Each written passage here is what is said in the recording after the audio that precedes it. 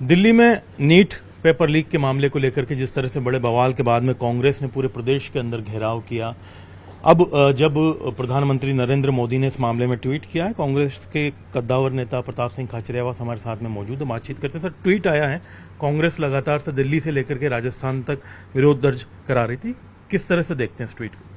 प्रधानमंत्री जी के ट्वीट की आवश्यकता नहीं है।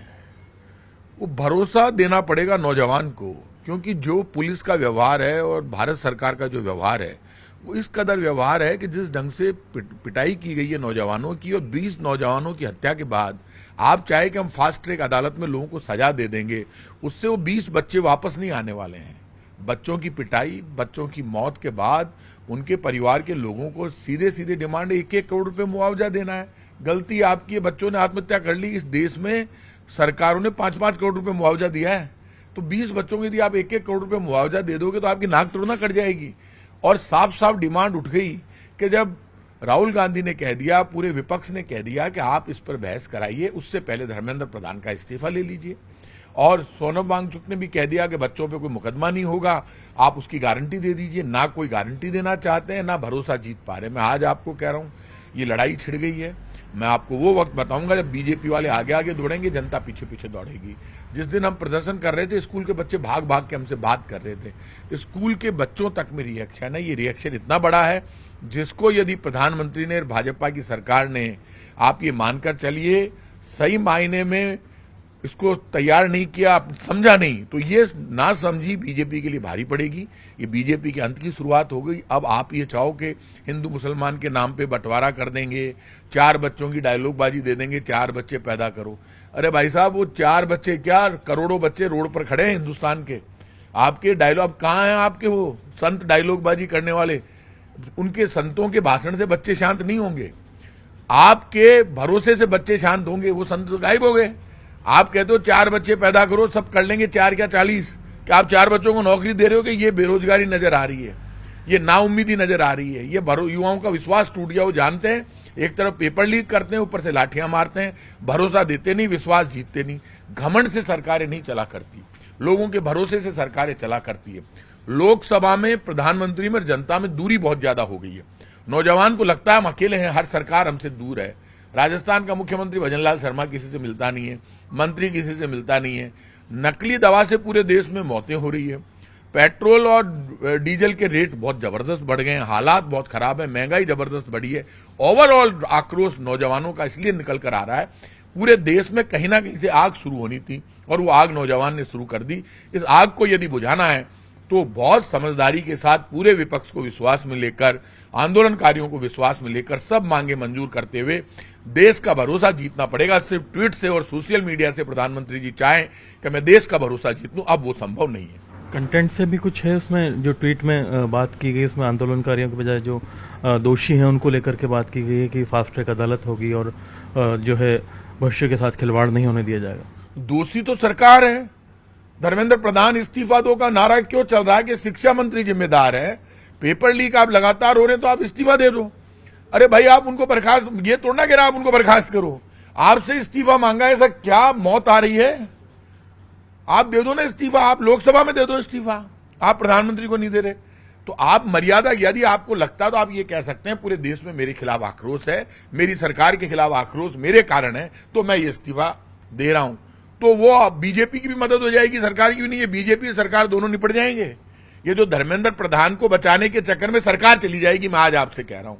और बीजेपी का भरोसा टूट गया है लोगों का। अब आप मंदिर, मस्जिद, गिरजाघर, गुरुद्वारे के नाम पर लड़ाई नहीं छेड़ सकते। मंदिर, मस्जिद, गिरजाघर, गुरुद्वारा सब सड़क पर है। आप ये चाहो कि ये लड़ाई हम छेड़ देंगे, अब बांट देंगे, काट देंगे और अब हम ये कर देंगे इसी हिंदुस्तान में, आप कब तक मूर्ख बनाओगे लोगों को? मूर्ख बनाने में आपको 12 साल हो गए आपकी सरकार को।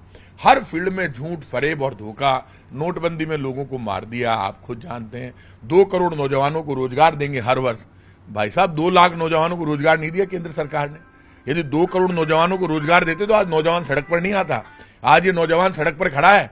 आपका हर वादा झूठा था। आपने कहा 15 लाख और अच्छे दिन लेकर आऊंगा, हर आदमी को 15 लाख दूंगा और अच्छे दिन है। ये अच्छे दिन है?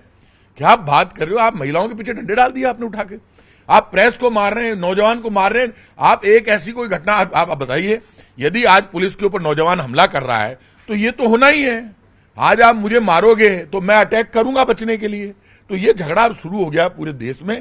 कांग्रेस देश में अव्यवस्था और पूरे देश में माहौल खराब नहीं करना चाहती। इसीलिए राहुल गांधी खुद आए प्रधानमंत्री के बाहर धरने पर जब बैठे। उस दिन यदि प्रधानमंत्री खुद बाहर आ जाते, उस दिन देश बदल जाता और कहते आप विपक्ष के नेता, आप मेरे साथ अंदर चलिए। और सब एमपी बैठे थे, कम से कम वहां पे 90 एमपी बाहर बैठे थे। 90 एमपी को लेकर जाते, कॉफी पिलाते, चाय पिलाते। आप मेरी संसद के मेरे साथी हैं, मैं भी एमपी हूं, आप भी एमपी है, चाय पीजिए, कॉफी पीजिए, बताइए इस प्रॉब्लम को कैसे सॉल्व करें, आपके ऊपर छोड़ता हूं। कहते ये रास्ता ओके डन। क्या फर्क पड़ जाएगा? आप डरे हुए, तभी तो आपके मंत्री जा रहे हैं सोनम वांगचुक से मिलने के लिए। आप बुलाकर प्रोटेस्टर से बात कर रहे हैं। ऐसा नहीं हो जाए कि ये बातचीत का रास्ता बंद हो जाए, कहीं इतना बड़ा आक्रोश खड़ा हो जाए कि आपकी पुलिस डंडे साइड में फेंक दे। लड़ने के लिए आप गोलियां तोड़ना चला दोगे, आप हजारों को मार दोगे, लाखों को मार दोगे। संभव है क्या? ये देश पलट जाएगा। सेना और पुलिस एक लिमिट तक लड़ती है पब्लिक से। ये देश के बच्चे, इनको आप गोलियों से नहीं मार सकते। आप कितनी गोली चला लोगे? आप 100, 50, 25 कितने लोगों को मारोगे? करोड़ों, इस देश की आबादी 100, आप तो कह रहे हो ना आबादी बढ़ाओ, 140 करोड़ है। ये आप जो नारा लगा रहे हैं, आपने पूरे देश की 12 बजा दी। आपने फैमिली प्लानिंग का प्रोग्राम खत्म कर दिया, जो इतना बड़ा प्रोग्राम था, हम दो हमारे दो, जो देश को तरक्की का रास्ता दिखाता था। आप सिर्फ अपनी बढ़ाई दिखाने के लिए बच्चे पैदा करो। अरे भाई साहब, रोटी तो दो। नौजवान सड़कों पर खड़ा हुआ, आप जाके दिल्ली में देखो, जिनके टिफिन चेक किए जा रहे हैं ना, उस टिफिन में आप देख लेना जाके, आप हालत देखो। उस टिफिन में आपको एक में वो भूंगड़े, मतलब ये चने मिलेंगे आपको, कई चेक कराने, प्रेस दिखा दे, 2 प्याज मिलेंगे।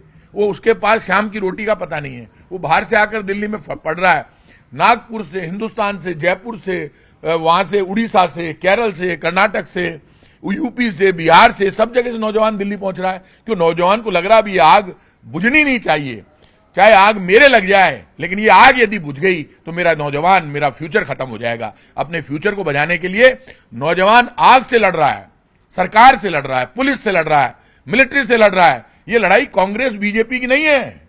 ये लड़ाई किसी पॉलिटिकल पार्टी, किसी नेता की नहीं है। ये युवाओं के बेरोजगारी और महंगाई के खिलाफ आक्रोश की है। जब नौजवान बेरोजगार भूख से लड़ रहा है और अपनी पढ़ाई करके, मेहनत करके, बड़ी मुश्किल से फीस लेकर निकलता है, उसके बाद उसका रिजल्ट ये आता है कि पेपर लीक हो गया, और उसके बाद पेपर लीक होने के बाद सरकार लाठी और डंडे बरसाती है। नौजवान कहता है हमें जवाब चाहिए। जवाब कब देते हैं? फास्ट ट्रैक में हम सजा देंगे। कब देते हैं जवाब? जब नौजवान वहां पर मुकाबला करता है और संसद की तरफ आगे बढ़ता है, तब उसको जवाब दिया जाता है। पहले उसको इग्नोर किया जाता है। ये आप नौजवान को, मां को, बहन को, बेटी को, किसान को जितना इग्नोर करेंगे उतना आक्रोश भड़केगा। और ये आक्रोश आप धर्म में टकराव खड़ा करके नहीं खत्म कर सकते, क्योंकि आपके धर्म में के जरिए जो आप सनातन के नाम पर, हिंदू के नाम पर जितना वोट लेना था, आप ले चुके। 12 साल शासन कर लिया। अब धीरे धीरे लोगों के समझ में आने लगी है ये सत्ता हासिल करने का एक रास्ता था, वो बीजेपी ने हासिल की। ओवरऑल रिजल्ट बीजेपी का 0। अब बीजेपी सरकार को भरोसा साबित करना पड़ेगा, लोगों के साथ भरोसा दिखाना पड़ेगा, लोगों का विश्वास जीतना पड़ेगा। युवाओं के आक्रोश की आग खत्म करनी है तो प्रधानमंत्री को पहल करनी पड़ेगी। सब पक्षों को बिठाकर लोकसभा में, और धर्मेंद्र प्रधान का इस्तीफा लेकर जो भी रास्ता है बातचीत के जरिए खत्म करना होगा। लेकिन प्रधानमंत्री ने अभी कोई पहल नहीं की है। प्रधानमंत्री नरेंद्र मोदी चाहते हैं मैं ट्वीट करके और लोगों का विश्वास जीत लूं। ट्वीट से विश्वास नहीं जीता जाएगा। लड़ाई सड़कों पर है। लाठी गोली के दम पर आपके प्रशासन से आप आवाज दबाना चाहते हो और ट्वीट से शांति लाना चाहते हो। ट्वीट से शांति नहीं आएगी। शांति धर्मेंद्र प्रधान के इस्तीफे से और सरकार के भरोसा देने से आएगी, ऐसे नहीं आएगी। बहुत बहुत शुक्रिया आपका। तो आप देख सकते हैं कि कांग्रेस का स्पष्ट इस पूरे मामले को लेकर के बयान है कि ये पूरा जो घटनाक्रम है, इसमें जिस तरह से ट्वीट किया गया उससे शांति नहीं आएगी। जो बुनियादी 3 मांगे हैं वो पूरी करनी पड़ेगी, मुआवजा देना पड़ेगा, तब जाकर के कोई पहल आगे शांति की तरफ बढ़ सकती है। कैमरा पर्सन अविनाश के साथ में अरबाज अहमद, न्यूज़ 18 के लिए जयपुर से।